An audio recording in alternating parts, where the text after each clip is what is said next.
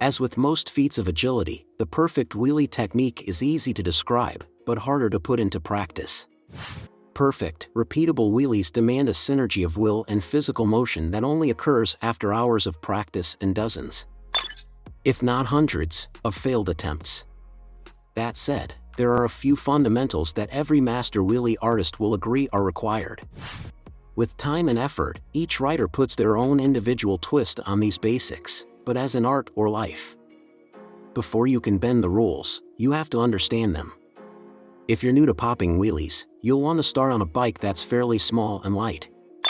It's easier to get the hang of things if your feet can easily touch the ground and the bike is easy for you to control. Some riders even start by practicing on a bicycle. Your best approach is to leverage the power of the bike to attempt a power wheelie. Sit all the way back on the bike. It will feel unnatural, but it's the best position from which to start.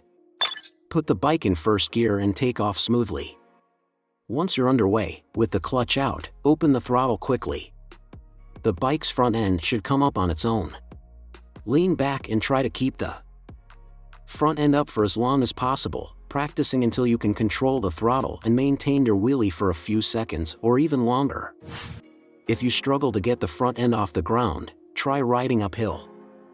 It will be easier to get the wheelie started with the bike at an angle, but use caution. It's also easier to flip the bike over backward. Alternately, you can try popping the front up just as you hit a small bump.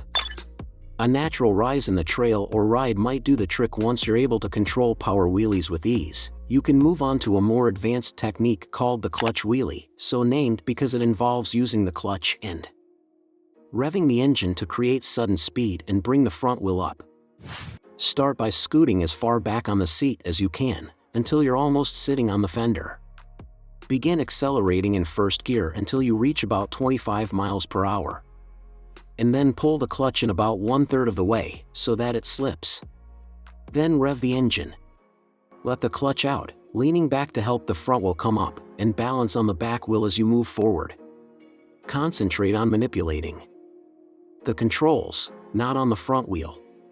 It's all about getting your body to work in concert with the bike. With practice, you'll be able to stay on the back wheel for longer distances, pop one wheelie after another, and combine wheelies with other tricks like stop pies.